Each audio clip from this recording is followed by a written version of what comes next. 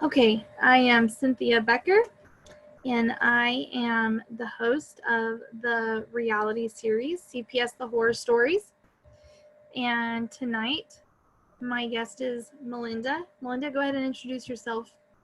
My name is Melinda, and I have currently a 2.5-year-old little girl at home.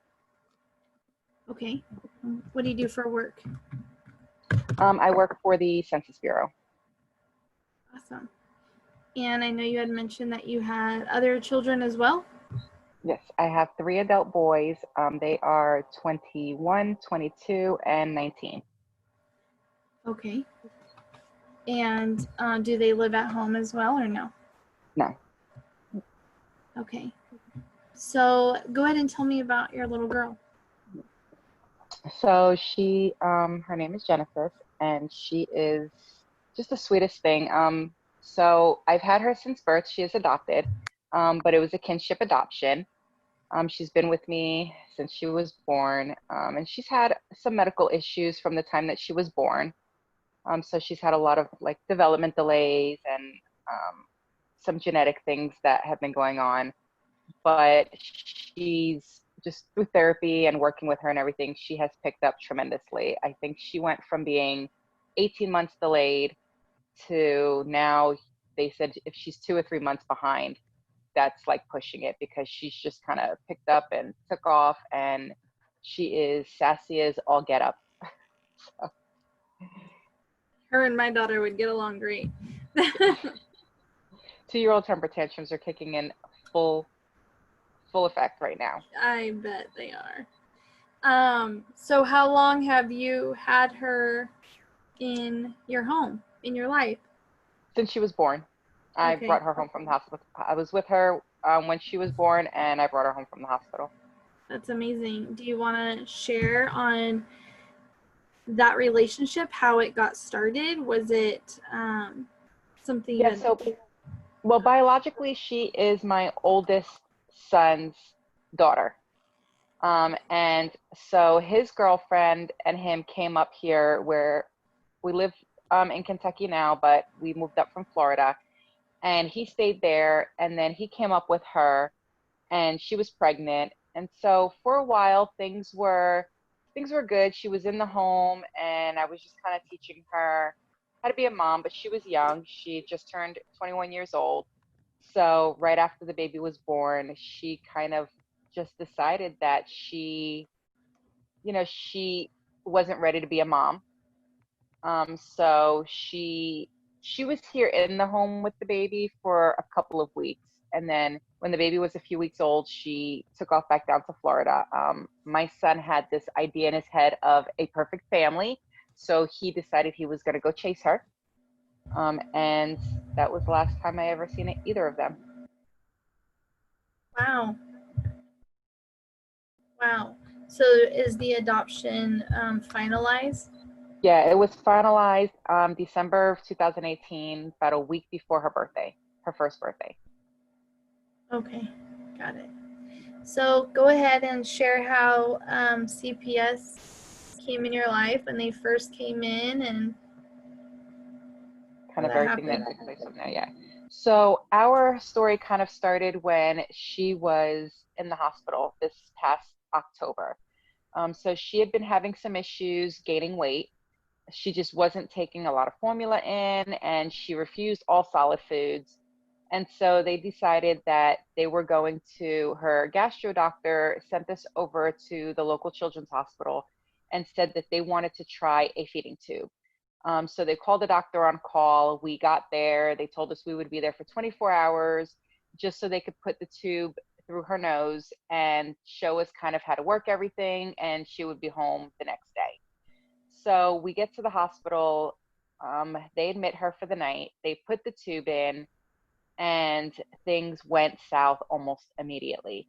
While she was there, about an hour after she was there, the tube came out. So they put the tube back in, gave her another x-ray. A few hours later, the tube came out again. Then came another x-ray. And at this point, I was like, how many x-rays can you possibly, within the first 24 hours, she had already had 6 x-rays. And I was like, this is a child who's not even 2 years old. This is a lot of radiation. If I was home, I wouldn't have access to an x-ray. So show me what we would do if it came out at home. And so they came with some crazy story about how new rules say that they're not allowed to show parents how to replace NG tubes, which I found out later was a lie. But they just didn't want to, for whatever reason, they didn't want to show me what was going on. So they couldn't get the tube to stay in. So they ended up putting some type of medical glue on her face that ended up chemically burning the entire left side of her face. So I was fuming. After about 2 or 3 days of this, the doctor came in and he was like, listen, what we're going to do is, he stood there trying to convince me to switch her from an NG tube to a G tube in her stomach. And he showed me pictures and went through basically this whole orientation about it. And I was like, okay, I'm okay with that. Let's use that as a last resort. I'd really not want to put her through an unnecessary medical procedure. He said there is something called a bridle that they put even in newborns, where they put this thing basically behind the nasal space, and it clips and it'll hold the NG tube in place so she can't pull it anymore. So I was like, okay, we'll try it. They put her under, and about 2 hours later, the radiologist calls me down and she was like, listen, the procedure, we had to abort the procedure. And I'm like, what happened? They were like, there's something wrong. She has some type of birth defect where she has no space, no nasopharyngeal space. I don't even know how they got the NG tube down. There's no space behind her nasal cavities. And so if we would have kept pushing it, after she started bleeding really bad, they had to stop it because they said it was veering off. It would have just went straight up into the headspace and they couldn't do it. So she explained that to the doctor, and she's like, listen, there's something wrong here. And I looked at him and I was like, I told you my daughter was uncomfortable. I told you something was wrong. I was like, so now I'm done. You're either going to move forward with what you said, or just pull it all out. I'll go home and we'll take her to a different hospital because I can't keep doing this to her. Yeah. So he was like, okay, that's fine. By this time it's Friday. We've been there 5 days. And he's like, I'm going to send somebody in. They'll be here on Monday. It's the weekend. They don't do anything on the weekends. Just, relax for the weekend. And on Monday, they'll prep her, the whole 9 yards. So I was like, okay, fine. Monday. What is this procedure or whatever supposed Where to they were, be? instead of putting the tube through the nose, they were going to do the little button tube through the abdomen. Okay. So it would just be a regular feeding tube. Now, I don't know if you know this about me, but No, I didn't. yes. So everything that you're saying, I am very familiar. So when they wanted to do the G tube, I was okay with it. He said they would come in on Monday. About an hour later, I get a phone call, and it is from a social worker. And I'm thinking she's calling me because I recognized her number in my phone, because there was a local family here who was having problems, had their kids removed, and they came to me for help and wanted me to do their visits, or they weren't going to get to see their kids. So I knew the social worker because I was going to go ahead and do the visits so they wouldn't miss out on seeing their children. So she calls me, and I'm thinking that's what she's calling me about. She's like, by the way, I just got this phone call. And I was like, okay. She's like, it's a report about you. They're saying that you're trying to push the hospital to do an unnecessary medical procedure. And I'm like, what? She was like, yeah, that they don't want to put a feeding tube in your daughter and you're pushing them to do one. I was like, you know what? Whatever. I don't really have time to deal with you right now. I'm dealing with my daughter. And I was like, I'm going to be very blunt and honest with you. I will be very forthcoming with you. We'll have a great working relationship. One thing I won't do is do anything that you tell me to do that contradicts what her doctors want. Because at the end of the day, you're not a doctor, you're just a social worker. So if you think you're going to tell me what to do with my daughter's medical care, that's not going to happen. She was like, I would expect nothing less from you. That was the end of the conversation. She says, I'll talk to you when you get home. Because she wasn't going to come all the way up here to the hospital. The hospital's an hour and a half away from our house. So she's like, I'll talk to you when you get home. So Monday rolls around and a whole bunch of doctors come walking in the room. I had no idea that apparently every Monday they switch teams. Whole new set of doctors come in. And I'm thinking they're there for her surgery. And so they start talking to me and I'm a little bit confused. And I'm like, what are you guys talking about? She's like, well, we were just talking about some medicine. And I was like, medicine? I thought you guys were her surgical team. She's like, surgery for what? I was like, for her G tube. And she's like, we don't know anything about a G tube. And I was like, Dr. So-and-so told me this is what was happening on Monday. She's like, well, he didn't put anything in the notes. So we'd like to just kind of start all over. And I was like, all over with what? I said, because I'm done. And she's like, no, we're not going to do anything crazy with her. There is a medicine called cyproheptadine, and it tends to make children hungry. Let's try it and see how she does. And I was like, you know what? That's fine. I'll try it. It's just a medicine. It's, nothing harsh. Fine, let's go ahead. Can I Put her on ask the you, sorry, not to, but can I ask you what were her symptoms, or can you repeat that part, that the reason that she needed to have So any of this? I believe that the reason why she needed it started from her first pediatrician's errors. When she was an infant, she was literally born with a rash covering her body. And the first week of her life, I kept taking her back in, taking her in. And I'm like, listen, something's wrong.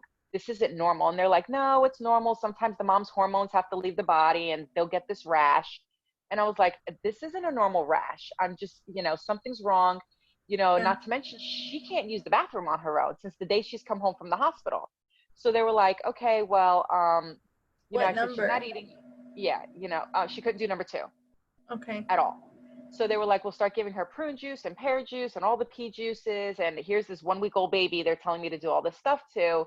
And then she was about 3 weeks old, she started vomiting a lot, uncontrolled vomiting, just all the time. So they opted to put rice cereal, very thick, a tablespoon per ounce. And immediately she stopped eating. Here was this newborn baby who was taking in 8 ounces of formula a day. Wow. Wasn't gaining weight, wasn't doing anything. It took us till she was about 6 months old. We found a small town allergist who was like, get rid of everything. He put her on a formula that had no milk content in it. Her skin cleared up. She started eating. But by this time, she had lost the first 6 months of her life of gaining any weight. Yeah. She was like the size of a newborn. She still had the newborn head wobble. So she was severely delayed. So now here we are almost a year later, and she's 18 months old and she weighs 15 pounds. So she was really tiny and she just wasn't putting on any weight at all. Nothing. So that's why they were like, we tried everything. We kept food logs, everything they told me to do. When she would put solid foods in her mouth, she spit it right out. So. Yeah, like none of that. It sounds. Yeah, it was just a nightmare dealing with the doctors to begin with. So okay, I apologize. So they. No, it's okay. So we're in the hospital. They decide the cyproheptadine. She does okay for the first 48 hours. She starts vomiting, but then she stops vomiting and she does okay again. And so finally Friday comes out and she's like, I think she's going to be okay. Just keep giving her this medicine. We'll go ahead and take the feeding tube out, the one that's in her nose, and send her home, and we'll try her like this. She says, but I have a problem. And I was like, what's the problem? She says, I'm ready to release you. I think you're great and you can handle her, but CPS won't let us release you. I'm like, excuse me? She was like, yeah, they want you to stay for another 24 to 48 hours and you give your daughter her bottles every day so they could see if you could feed her. I was like, I've been feeding her entire life and I'm not staying. So I call up the social worker. She's like, well, if you leave the hospital, I'll just get a court order and remove her. And I said, under what grounds? Under the grounds that you want me to stay alone with her in the hospital? I was like, good luck getting a judge to sign that one. I'm leaving. So she calls down to the social worker team at the hospital, and they were like, well, we'll go ahead and let her go. Apparently it's the child abuse team. Didn't even know, I never even heard of hospital child abuse teams. Now that I know about them, they are the biggest joke ever. So they have me sign this form that says I will take her to a pediatrician every week for like 6 weeks or something and do a weight check just to see that she's gaining weight. So I'm like, fine, I'll agree. Let's just go home. We get home. Social services shows up. She hands me, never interviews me, never asks me what happened, nothing. She just hands me this piece of paper. It's, I guess, a prevention plan. And she's like, I need you to sign this. And I was like, what the hell am I signing? I was like, I ain't signing anything. And she's like, well, you have to sign this or I'm going to have to remove your daughter. And I was like, well, for what? You don't even have an open case against me. And she's like, well, listen, it isn't a big deal. This is just, all I did was take the hospital's plan and put it on this paper. And it just says you're going to follow the hospital's guidelines. Nothing more, nothing less. Okay, fine. So I signed the paper because I just wanted her out of my house. Right. And I don't hear from her again. I call up our state ombudsman. I was like, how long do they have to close an investigation? She's like, they have 30 working days, which averages almost 6 weeks. And I was like, okay, don't hear anything. She doesn't even check in with me or anything like that. She tells me to send her the weight logs once a month or whatever. So I've been sending them to her. She didn't even respond to me. So we kind of left it at that. The time period comes and goes. And so I called the ombudsman's office. I was like, listen, it's been past the day. I said, did they ask for permission? She's like, no, they were supposed to sign something asking if they can extend the investigation, especially when it comes to medical. Those could take a while, but they haven't done anything. Can you And I was like, can you explain for the viewers what that office is? so the ombudsman's office it's supposed to be the office where if you have a problem with anybody, social workers, child protective services, that you file a complaint with them, and they are supposed to investigate and fix the problem, basically. Ultimately, we find out that really all they are is another arm of CPS. So it's like reporting CPS to CPS. Right. They can't actually do anything to a social worker. They can only push the issue and say, hey, why haven't you done this? And kind of put stress on them to finish doing what they're supposed to do. That is the extent of what they will do. But I called them. And so then I called the social worker and I was like, listen, I want a closure. Why isn't this case closed? She's like, well, I'm busy and I've had a lot of other cases and we're really booked. And I was like, well, that sounds like a personal problem. Right. In the meantime, I want a copy of this report that you got. She stops sending me messages. She doesn't even answer me. So I show up at the office and I go up to the front and they go and get her. She refuses to come talk to me. She hands them a sticky note that says 2 p.m. the next day. And I was like, what's this? They're like, she said that you have to schedule an appointment, come back tomorrow at 2 p.m. And I was like, I don't need an appointment. I just want a copy of the allegations. Mm-hmm. So I sent her a text message. I was like, I don't want to see you. I don't need to see you. I want to report the allegations. No response. So I call the ombudsman and I file like a formal complaint against her. Then I call her supervisor. And her supervisor's exact words to me was, no news is good news. If you don't hear from us, it is because, your case is not a priority. We have other children who are in more need of our services than your daughter is. So, just relax. When we can get to it, we'll finish up the investigation and do whatever needs to be done. I was like, whatever. Not even 2 hours after that phone call, I'm laying in the bed with my daughter and there's some police officers at my door. And I have a camera outside. And so I'm looking, I don't see the social worker. Apparently she's hiding under the camera. And it wasn't a shock to see police officers at my door because I happen to know a lot of the officers around here. And we had a neighbor who recently became a little bit unstable. So they kind of always pacify her. And every time she calls them for some crazy thing, they come and knock on my door just to kind of pacify her. So I open the door, they open the screen door, and here comes a social worker around the corner. And I'm like, what's going on? And she was like, well, I just want to talk to you. And I was like, about what? So they come in and they're standing right by my door. And she was like, well, I have a court order to remove your daughter. I'm like, excuse me, under what grounds? And she was like, well, I just need you to pack her bag. And I was like, well, I want to see the order. She's like, well, you'll get a copy from the police. I was like, you're not taking my daughter if I can't see a copy of this order. So at this point now, there's her and a very big guy from CPS. I guess he's her muscle. And then 3 police officers. Now, can I pause you again? Yeah. Are you married? Do you have a husband? No. It was a single parent adoption. Okay. So, and at the time when they came, I was here, my daughter was here, and my 19-year-old son was here. He was in our basement playing video games, and he's on the spectrum. So he's kind of, sometimes when he's here, he's in his own little world. Yeah. So the police, I'm busy trying to talk to her and find out what's going on. The police go downstairs, they pull my son up, and start trying to run his name while another social worker starts telling him, and I only found this out because I pulled all the video footage from all of their cameras. And the other social worker is like, well, we're taking your sister because your mother likes to play the cup game. You know, she likes to hop from doctors to doctor to doctor. And I'm like, what are you guys talking about? And apparently, so let me back up. Right before, during the 6 weeks that I didn't hear from them, and I had already told the first hospital that we were removing her from their care, and I had moved her to a different hospital. Yeah. The doctors at that hospital reviewed all the medical records, and based on what they reviewed, they decided that she needed to have the G-tube put in her abdomen. So they had that scheduled for the week before CPS showed up.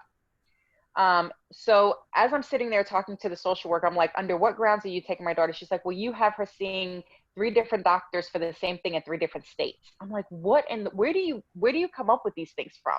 And she was like, well, she's seeing this doctor here. I was like, first of all, she's no longer seeing any doctors in our state. All of her doctors are in Tennessee now. And she's like, well, you'll get your chance to explain that to a judge. So, and I was like, like at this point, I'm like just dumbfounded. And while I'm trying to talk to her, I'm yelling at the police officer, you guys need to leave my home. Because at this point, they're going through my drawers, they're going into my room, they're opening up my cabinets. And I was like, I'm sorry, do you have a warrant to search my house? So I was just And gonna he's ask. like, he says, no, we're just checking for weapons to see if anybody else is here. I said, I already told you nobody else was here, and you can only look for weapons that are in plain view. You cannot go through my drawers. You cannot open my filing cabinets or go anywhere else. I was like, so you got about 2 seconds to get out of my house. He's like, I'm not going anywhere. I was like, excuse me. I was like, this is my home. You don't have a warrant to be here. I said, and since I'm the one who opened the door and let you in, I have the right to withdraw my consent. So I'm telling you to get out of my house. And he's like, like I said, I'm not going anywhere. And I was like, you need to stop going through my stuff. He's like, you don't tell me what to do. So I'm like, I'll deal with you later. Right now I'm dealing with this crazy woman who's trying to take my daughter. Ultimately, the cops were, even though legally they can't do anything, this is a civil matter, they were throwing their weight around that I was going to hand the baby over or I was going to jail. Right. And so I didn't want to cause a scene in front of my daughter. She'd never been, not even an hour away from me. She's never been out of my sight her entire life. So now I had to make it okay for her to go with this woman. So I packed up her stuff. They wanted everything, which I look at her and I'm like, of course I did it because it's my daughter. But at the same time, I'm like, if you're putting her in foster care and you're paying somebody to take care of my daughter, why am I providing her Pampers, her formula, her clothing? Why are you literally taking all this stuff? She's like, well, we just think it's better that she has her stuff from home. And I'm like, whatever. So I give her all the stuff and I'm like, where is she going? And she was like, I haven't figured that out yet. I'm like, so you're taking my daughter and you don't even know where she's going? She's like, well, we know that there's a special needs home in the next county over. And so she's probably going to be going there. I was like, why isn't she going to family? I was like, I know enough about this to know that she's supposed to go with family first. She's like, well, we checked Nexus and you don't have any family out here. I was like, my sister lives 5 miles down the road. I was like, what are you talking about? I have a pastor and his wife who will more than willingly take her. And they were like, well, they can show up at the removal hearing. I was like, well, when is that? She's like, you'll get papers served in the mail. And I'm like, and that was it. I said, so when am I this is a Thursday, mind you. And she's like, well, the hearing will be sometime the following Tuesday. And I'm like, okay, so I can't see my daughter in the meantime. And she was like, no. So I don't hear anything Friday, Saturday, Sunday. Sunday evening, I get an alert on my phone that my daughter's got an appointment set up the next day. And so I call up social services and I'm like, do you guys set up an appointment for my daughter? She's like, well, yeah, we're supposed to set up the initial appointment. And I said, were you not going to tell me? She's like, well, you know now, don't you? And I was like, well, I'm going. And she's like, well, that's fine. She goes, I'm glad you know. And she hangs up the phone and that was the end of that. So I show up at this. Really fast again. How old is your daughter at this time? At this time, it is 1 week from her second birthday. And how many nights did they have you pack for when they took her? They told me just to pack enough to get her through just to the removal hearing. Which was which was going to be 4 day. Let's see, it was Thursday, so it was about four days away. Okay. So when I get to this meeting, to her first doctor's appointment, mind you, day before they took her, she had just been weighed by her doctor, and she was 21 pounds now at this point. She was putting on some weight and stuff like that. And so when they went and weighed her, she was 20 pounds. And I'm like, how did my daughter lose all this weight in 4 days that you've had her? And she was like, well, one of those days you had her. And I was like, okay, she didn't lose that in my care because it hadn't even been 24 hours from the time she was weighed. You guys are supposed to do their initial, visit within 24 hours. That is supposed to be what they call baseline. Right. And baseline is where they start off on, this is what the child looks like when she came into care. I said, you've had her in care now for almost 4 days, and you're calling this her new baseline? I was like, this is ridiculous. This isn't baseline. On top of that, they didn't put the special Pampers I gave them for her. So she has really bad skin. She has a rare genetic condition, so her skin is really bad. They put their own cheap Pampers on her, so she had wounds under her arms. She had wounds all over her abdomen, her private area. I mean, she looked horrible. She looked sickly. And I was just so upset. And I looked at her pediatrician. I was like, my child has never looked like this. And not to mention the foster mother shows up with no bottle, no Pampers, no nothing. Thankfully, I keep everything in my car, even extra formula. So she had her with this little cup. And I was like, my child doesn't know how to drink from a sippy cup. No wonder she's losing weight. This is her only means of nutrition, is it's this bottle. And you're taking it away from her? She's like, well, she can't have it in daycare. I was like, daycare? She's like, yeah, I work full time. And so she's in daycare all day. I was like, this is a special needs child. Is she in a special needs daycare? She's like, no, a regular daycare with children her age.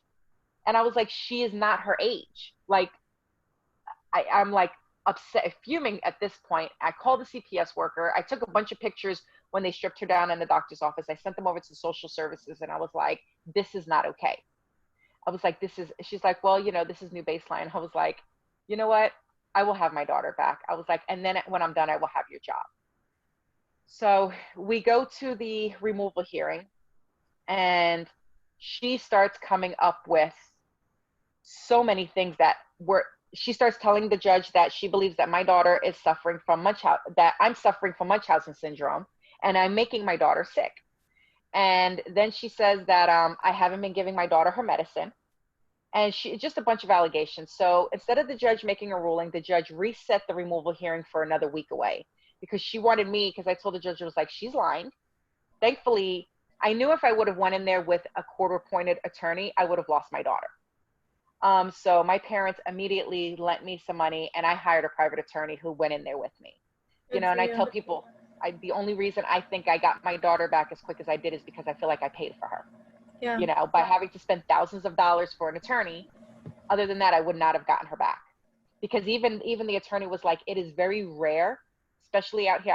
He says, I've only seen it twice in all my years doing this, that a judge has ever returned a child at a removal hearing when she's the judge who signed the removal order. It just doesn't happen.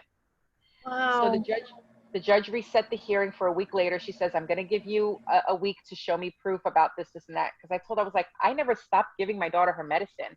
For 10 days every month, her medication is not covered. Insurance will only pay for 20 days worth of this medication a month.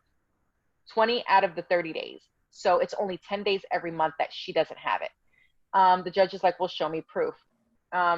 So I said, well, what about me seeing my daughter during this next week that I'm waiting for it to come back? She looks over at social services. She's like, this mom is to see this child very, very frequently. She used to have these open visits with this child until she comes back. She looked at social services. She's like, I'm not convinced that we have a right to keep this mother from her child.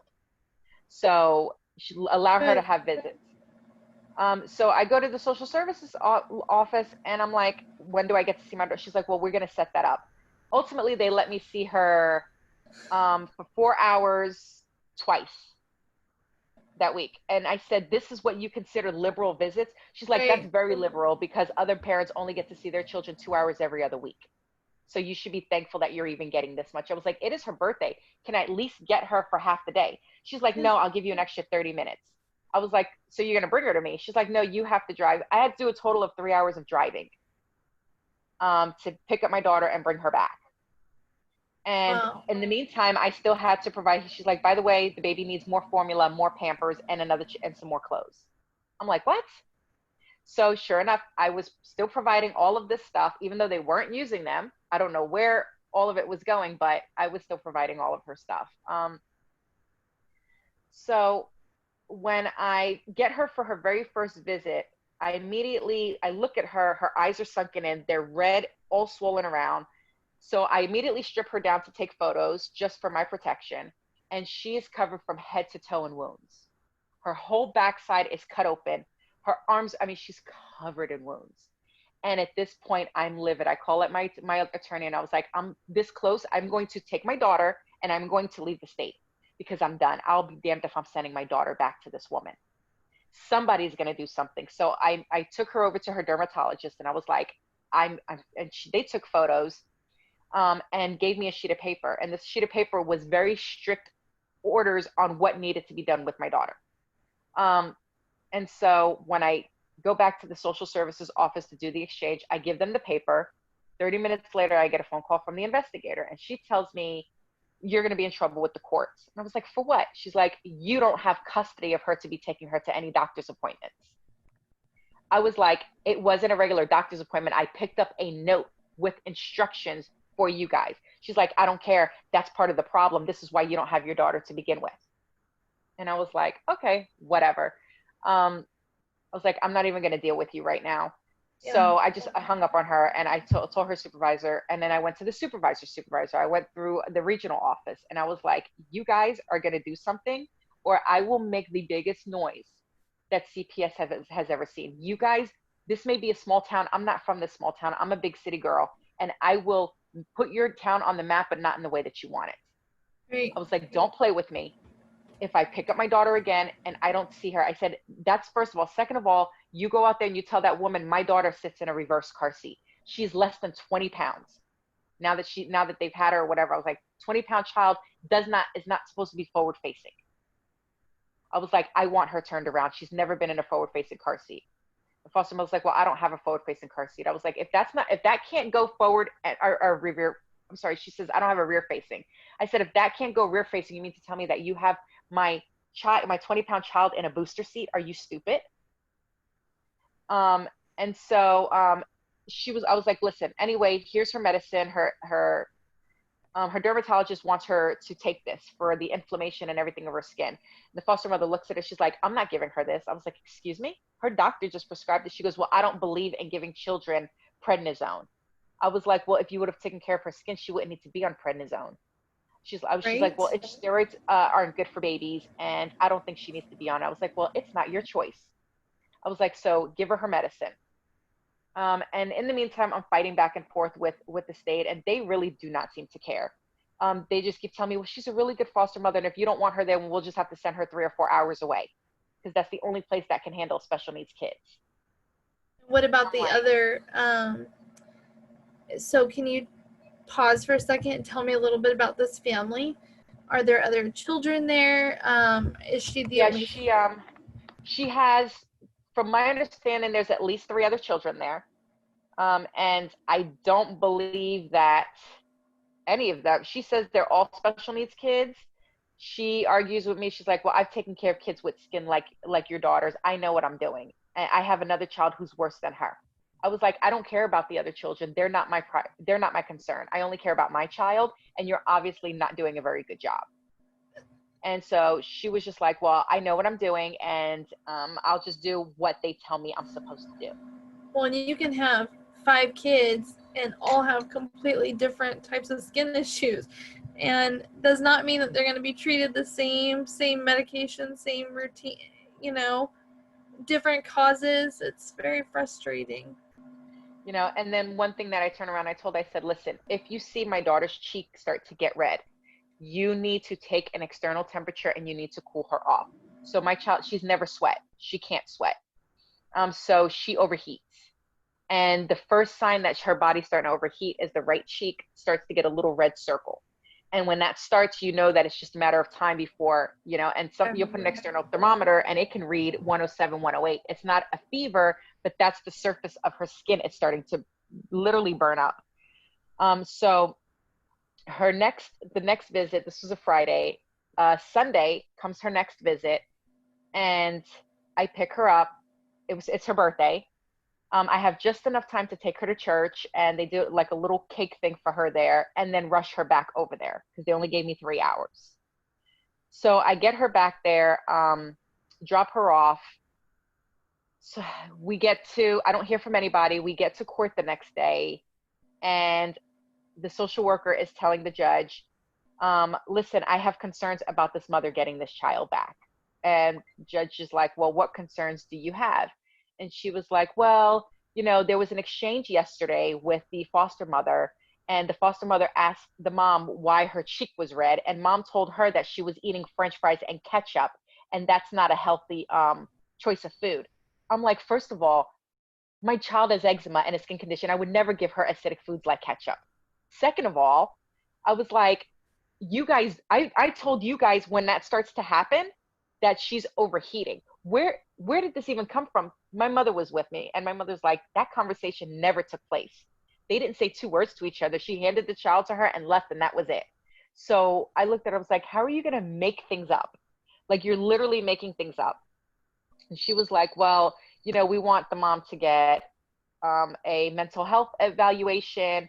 And I was like, well, I already had a mental health evaluation. They wanted me to not only have a mental health, they wanted an assessment and an eval. What the difference was, I don't know. Just a way to spend money, I guess, because the eval is like $800. And I was like, well, I already had it done. And she was like, well, where is it? And I handed it to the judge. And the mental health assessment guy was like, listen, this mother does not have Munchausen's. This looks to me, he says, I have done all the testings. I've done the psych evals, psychological exams. I've went through her medical records. I've talked to people. He says, we went in depth. This is a mother who is fighting for the health of her child, and the system has failed her. So the judge looks everything, and the judge is like, listen, I don't see that I have grounds to keep her from, she goes, I do believe that there may be some issues here, but I don't know that I have grounds to keep this mother away from her child. However, I will give her back, but basically they put her back in my care, but my parents had to come up from Florida and live in my house for 2 months and watch all my interactions with my daughter. And my parents were like, we're not going to watch. We know how she takes care of her daughter. We'll be here and we'll just consider it a vacation. We get to spend time with her. But as far as watching her, no, that's not going to happen. Social services lady calls and she's like, just so you know, your parents are not allowed to not be in there. If you step outside, they have to be there. I was like, that is not what the court order says. She goes, well, maybe you need to read it again. She goes, by the way, we're doing another plan. This time I'm opening up a CPS case against you. And I was like, under what ground? She's like, well, I found that there's substantiations there for abuse and neglect.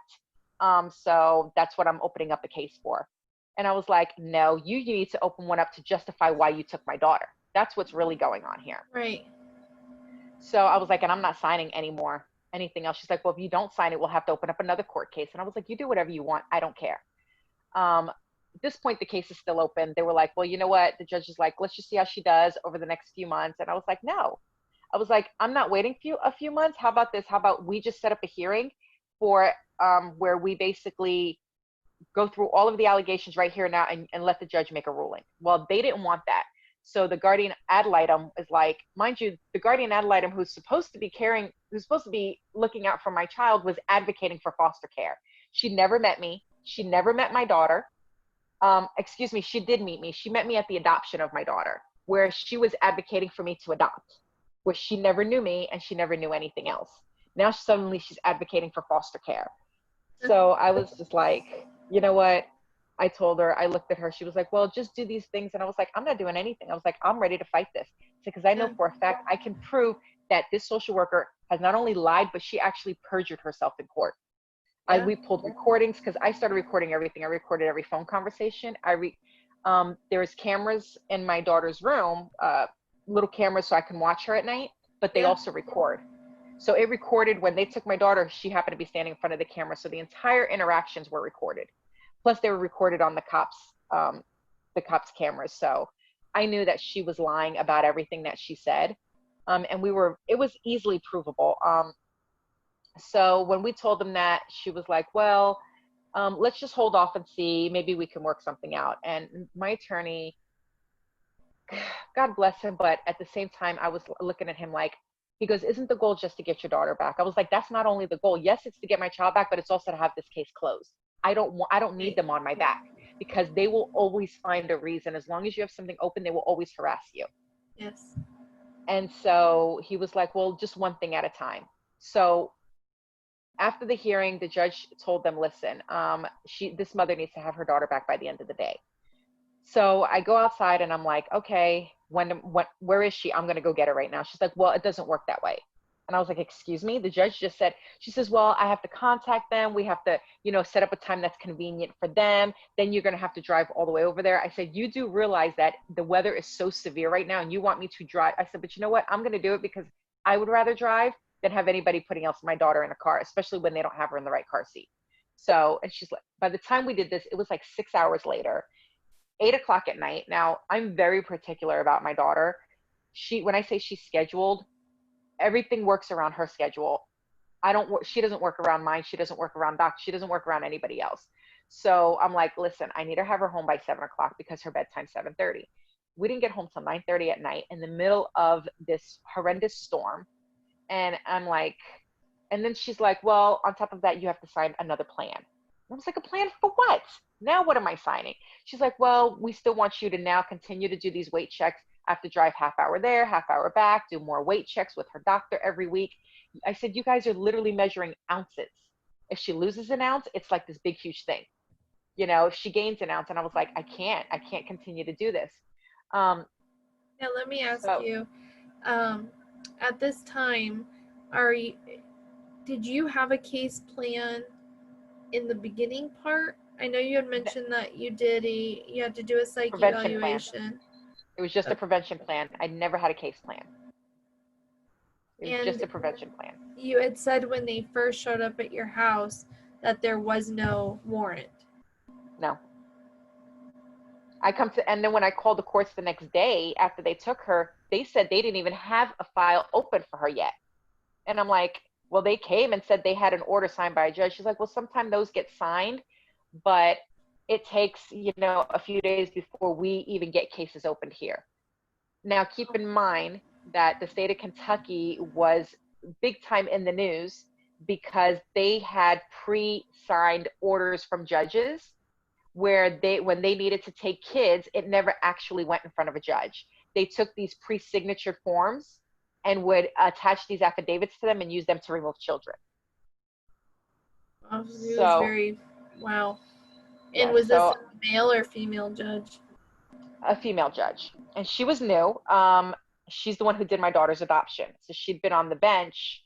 My daughter's adoption was the first case that she did since she was brought onto the bench. So by this time, she'd been on the bench about 10 months.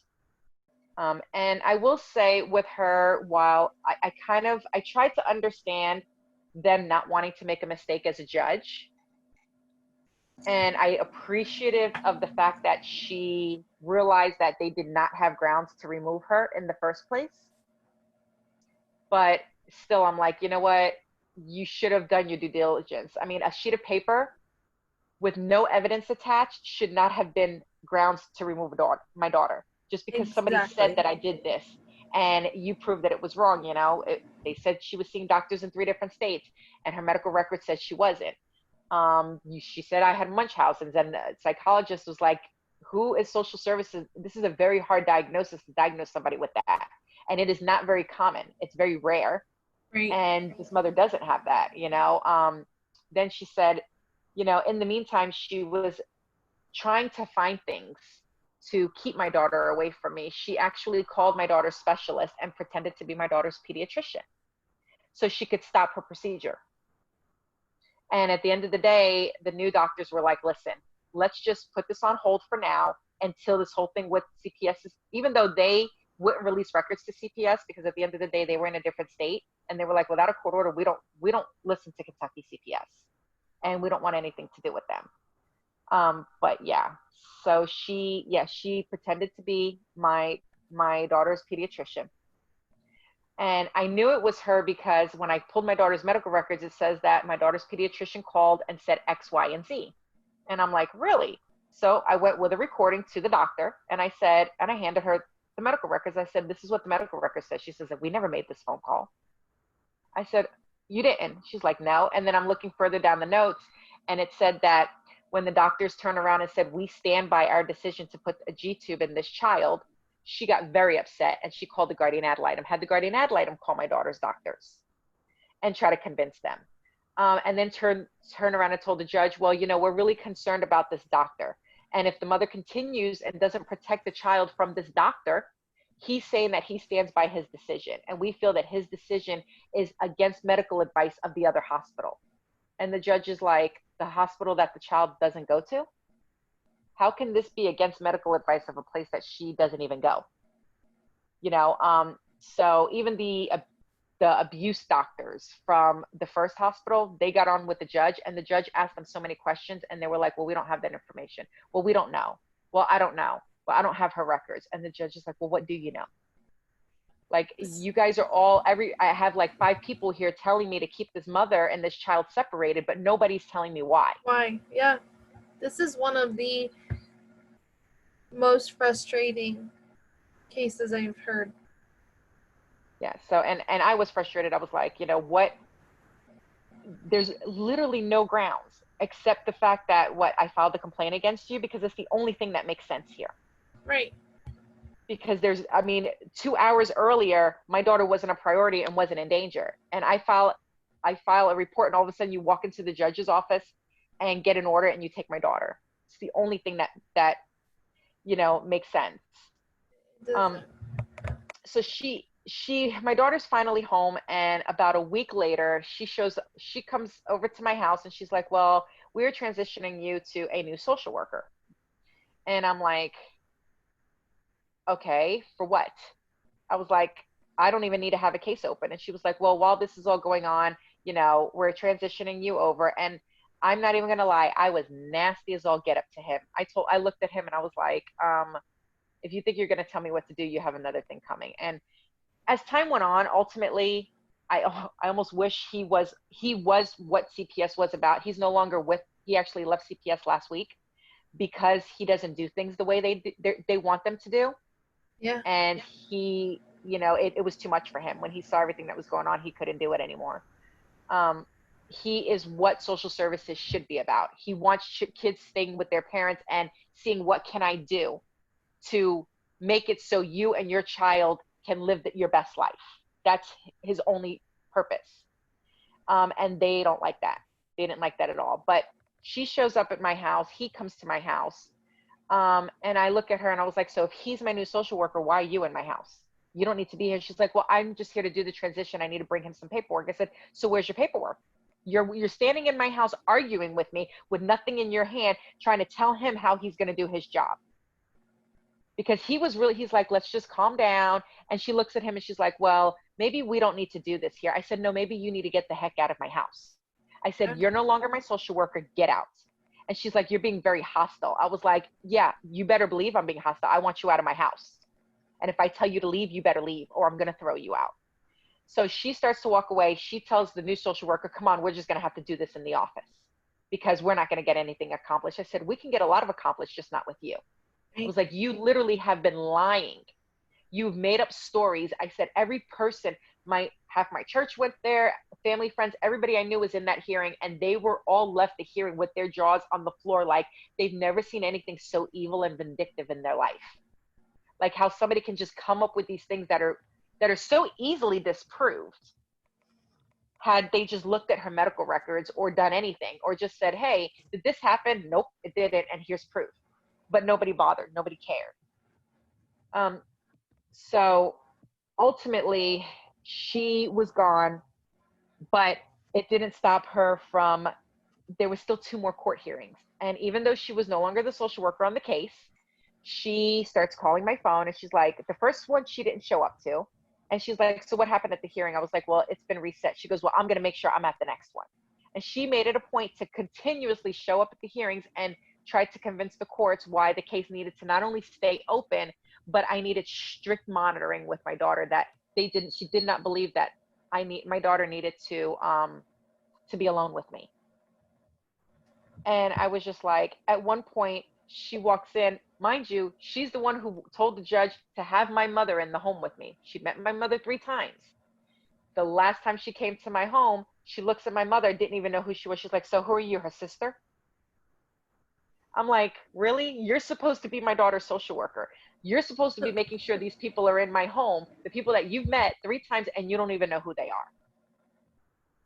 I was like, you're a joke. It was just, the whole thing was a joke. But thankfully, she was, after the last court hearing, the judge was like, listen, I'm setting this up for another 30 days from now. Nobody even needs to be here. She's like, at 30 days, I'm throwing this case out. I'm done. I'm dismissing it. It's being closed. So they finally did that actually 2 weeks ago, but the state refused to want to close their case. She wrote up this 3-page substantiation letter. And in the letter, it stated that she had a bunch of things that were little things here and there that made absolutely no sense. And at the end of it all, she says, although none of these things determine or prove that this mother is neglectful or abusing her child, however, if you combine them together, it shows a pattern. And therefore, we believe that this determines that this is neglect or abuse. I said, so if we threw each and every one of them out, there is no neglect or abuse, but you're telling me together it could. So after the judge threw out our case, I filed an appeal with the state, and I was like, there's no way in the world you're keeping my name in any type of abuse registry. Yeah. You know, I was like, before this whole thing started, I had CPS coming to me asking me to open up a medically needy foster home. But I can't possibly, I'm starting to realize that, especially in the state of Kentucky, 90% of the kids in care do not deserve to be in care. And I can't be a part of that. So I was like, I'm not doing it. But so I would say about 3 or 4 days after the judge finally was like, I'm done. This is being dismissed. I'm throwing this out. I sent a letter up to the state, our state capital, which is like their head CPS office. And I'm like, listen, this has been dismissed. Now I want an appeal because I'm going to fight these allegations. Right. And she's like, well, I have to look things over. I was like, you look over whatever you want. I was like, but I want a hearing set up. Not yesterday. I mean, not today, yesterday. So get it done. If not, I will go above your head. I would say 3 hours later, I get an email. And they're like, we just want to let you know that everything's been overturned. We're closing out your case. We're overturning all the substantiations, and that's it. Have a nice day. I was like, that's it? You put me through the last 10 months of hell, and that's it? It's like, have a nice day. Well, I'm glad that but how do you guys get to do that? How do you get to uproot our life? My daughter came back traumatized. For being 2 years old, she was traumatized. Every time I left the room, she screamed. She came back scratching people's face. She would have scratch marks all over her face. I guess the place they had her in, that's what the kids were doing to her. So she would do that to other people. Just screaming all the time and crying and traumatized. And, you know, my mother's like, it wasn't even the same child. There was this happy baby who barely ever even whined. And now all she did was cry. She was so traumatized. People come in any type of uniforms, or even doctors now. She sees them. She would see the maintenance people. The people would clean up the hospital rooms, and she would go into full-blown panic attack. I didn't even know toddlers can have panic attacks. Anxiety, hyperventilating, screaming. She still won't let them next to her, anywhere near her. They have to kind of look at her from a distance because she will still break down. And, you know, the social worker's like, well, you know, they're young. You know, at this age, they won't remember this. I said, it's not whether or not she's going to remember this as an adult or not. It's the fact that right now she doesn't know. She doesn't understand. It's what she feels now. You know, it's the fact that she is traumatized now. I don't care if she doesn't remember it. Yeah, what they don't understand is the whole separation thing.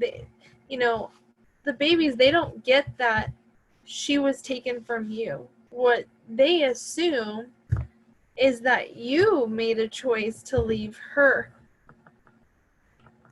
And then you come and go. She's put in a stranger's home. You come and go, and it just starts back up again. Why are you coming, but you're not taking me home with you? Yeah. And then I give her back. And exactly.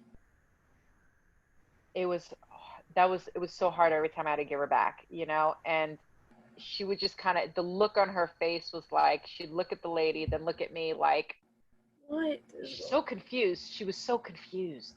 Yeah. She had no idea. Was she supposed to be okay with going? Was she not? Is she? And the first time she saw me, even though it only been a week, it was almost like she was mad at me. Yeah. You know, because she wouldn't even come to me. She would not come to me when she first saw me. And this is a child who's never been away from me. And then after that, now I can't get her to leave my side. You know, for 2 seconds, she will not go with it. It's like, nope, she just has, even with her favorite cousins and everything else, she will just break down. If I'm out of her sight for more than a certain amount of time, she just freaks out, you know, and it all stems back. And that's what I try to tell them. You guys don't understand the damage. Maybe she will, maybe she doesn't remember what happened, but the trauma that occurred is lasting. You know, yes. She doesn't understand why she's so clingy. She doesn't understand. She may not understand why it panics her to be out of my sight. She may not remember why, but it's something that is now ingrained in her. You know, and it's starting all over again, reteaching her, you know, what situations are okay and what situations are not okay. You know, it's just, they just undid everything, all of the work. You know, and then after all of that, like I said, we did finally get some genetic results back last week. And she had this very rare genetic disorder. And I'm like, and it explained everything. And I'm like, but yet it's supposedly me. I was the reason why my daughter was this. And they knew she was in the middle of genetic testing. And even the genetics turned around and said, this isn't a child. Has nothing to do with neglect. But they only went with the doctors at the old place who was on their side. They never wanted to hear anything that her current doctors had to say because it didn't benefit them. It did not benefit them. You know, I've even heard the word during this whole time that my daughter was adoptable. And I'm like, excuse me? And I didn't grasp what that meant then. Since then, you know, having come out and, you know, I outed the social worker and everything on social media and created a whole big Facebook page against them. And so many other families have come and talked to me. And when I heard that, and they tell me, yeah, that their kids have been taken, and the judges sometimes will say, well, the child is adoptable. And that's why their rights are being terminated. And I was like, it clicked back. That's what that meant. That they wanted to keep my daughter because she is adoptable. Right. She's what people would want. You know, and then they put on her the funny thing is they put on her CPS records that she was a mixed child. And I'm like, why did they put mixed child on there? And one of the other social workers is like, because they get more money for a mixed child. And I'm like, excuse me? He's like, yeah, we get more money for her. If we put that she's mixed. I said, but she's not. I said, she tans. She goes out in the sun or whatever. She gets, you know, she's got a really nice tan. That does not mean that she's mixed. And she was like, well, they refused to change it because they told us it changes the amount of money they would get for her. And I'm like, you've got to be kidding me. Yep. And then there was a memo that went out in our local office to the social workers regarding the bonuses that they were getting for taking the kids. And that if it says that if the child went back to the parents, that their bonuses would be cut in half. And I'm like, so, I mean, her only goal was to get my daughter adopted out. That was her only goal. Get her away from me and get her adopted out. What is the update with her health issues now?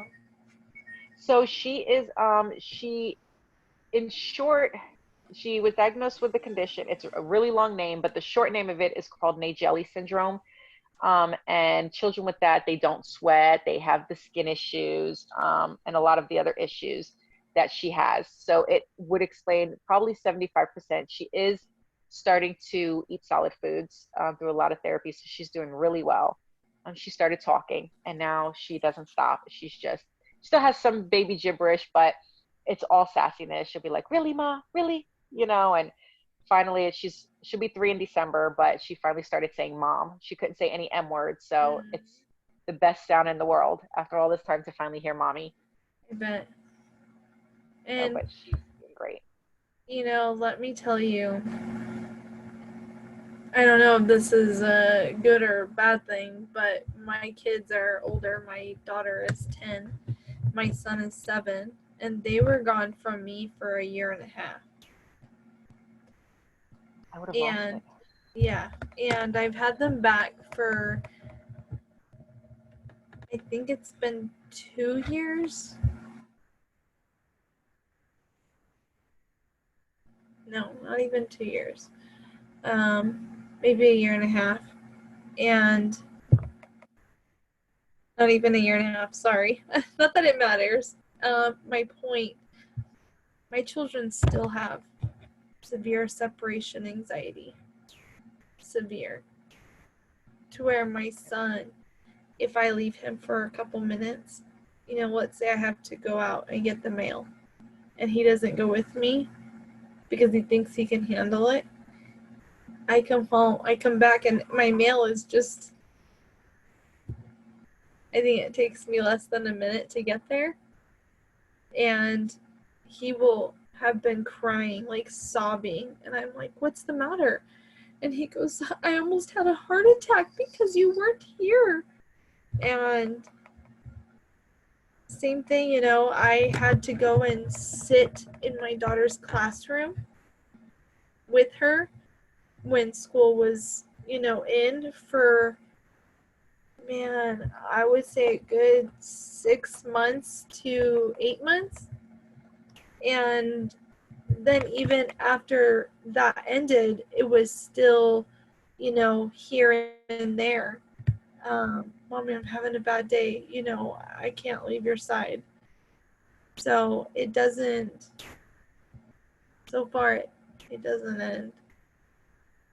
And it just seems like it's, you know, I don't know. I don't know how long until, if it does end or if it's always going to be like that. I have no idea. But Right. it is the same thing, you know. If I sometimes I go into the back to do some work like in the yard or something, and I come back in and she just runs and she'll grab my leg and squeeze it really tight. She'll go, Mommy, you're home, Mommy. I was like, Yeah. I just went to the backyard. It was just in the backyard. Yeah. Mommy, you're here. You know, she is trusting more, like, you know, there's a few people, you know, on like on Sundays go to church and she'll be like with her cousin, but that's because she's with her every single day in my house. And so she'll go down with her for a little bit.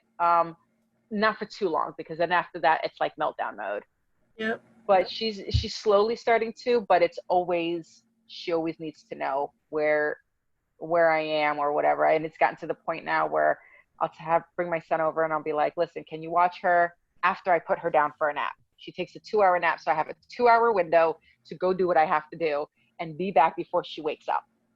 You know, or, you know, she's going down for bed at 7:30. I have like an hour and a half to run to the stores and get everything that I need, or get up early in the morning before she wakes up. So, you know, it's like my hours are so limited on what I can Yeah. do unless I'm dragging her around. And when Right. it's almost 100 degrees outside, and if you have a child that doesn't sweat, there's no just dragging her around anymore. So, you know, it's like trying to, because just leaving her with anyone, it's just doesn't work, you know. And you know, like right now doing the job with the census, it's easier because it's my own schedule. I can go and come as I want, do a lot of things over the phone and things like that, since we're not person to person. But if it would require me to be out more, I don't know Right. what I'm almost to the point where I'm like, I'm just going to put her in the car and bring one of my nieces Yeah. and take them, since they don't have to ever get out of the car. They could just kind of hang out in the AC. I have somebody older with her, and then that way I could go door to door and do what I have to do, because I don't know what else I'm going to do. Be a She good is, idea. yeah, because leaving her, you know, and then to think, you know, she was gone for 11 days, and that was 11 days, 11 horrible days of my life. And I hear about all the other families where it's so much longer. Yep. I was already coming up with ways how I was taking her and going to, we have a property that's off grid. And I'm like, I'm about to take her up to our off grid property and nobody's going to find us. I Yeah. don't care, because like, you know, and you look back, you're like, if I used to always tell people, if anybody try to come in and take my kid, you know, I'm going to do this and that. But when you're in the situation, Yep. as a parent, you think of how's the best way to handle this to not make it worse, you know, and then hindsight's 2020. Now I look back and I was like, I should have never opened the door. I shouldn't have done this. I should have done that, you know. But there's always so many what ifs, and I live with them every day. I mean, I had nightmares every night, horrible nightmares Yeah. about, you know, my daughter drowning and being while she was gone, all these horrible things. But CPS was always there. You know, the CPS came and knocked on my door, and I was busy fighting with them, and my daughter drowned or something bad happened to her, and all this other kind of stuff. And I was like, this is. I don't think people realize the emotional toll it takes on us as parents. Like, children get traumatized, but we have our own trauma as well, you know, Absolutely. from dealing with it. And the nightmares, they still don't stop. Every once No. in a while I'll get them myself, and it's just waking up in the only cold sweat, like, oh my gosh, she's here, she's safe, she's right there. There's 3 cameras on her now in the room watching her, and Alexa's right here with Yeah. the cameras next to my bed, and I can hear everything. But even with all that, it's still, you still worry all the time. Absolutely. Absolutely. Last night, you know, I told my daughter, I was like, because my kids, just from me working, I wake up early and I work, and I said, can you just come and get in my bed and cuddle me for a little while? You know, and she's 10 and she's very tall. She's almost as tall as me, and I'm 5'5". And she did. She got in my bed and cuddled me. It's just hard. It's very hard. I try to get my little one to cuddle, but she's in this little hyper 2-year-old sassy phase. So I'd be like, cuddle with me. She'll be like, give a quick hug. Okay, bye. She's gone. And I'll be like, no, I want to cuddle. She'll be like, nice, nice, nice. Okay, bye. She's out again. That's Right so on her little cute. playroom. Do you have But a she is. She's. Do you have a picture of her? I do. I do. I see if I can put. It's on my phone, but I have. You could probably see it through. She's my screensaver on my little Alexa. So let Do me you see if. mind that anybody's watching that they can Oh see? yeah, no, it's fine. Okay. Oh my gosh. She's gorgeous. She's so cute. She's so tiny. Oh, thank you for sharing that. Are you there? Did we freeze?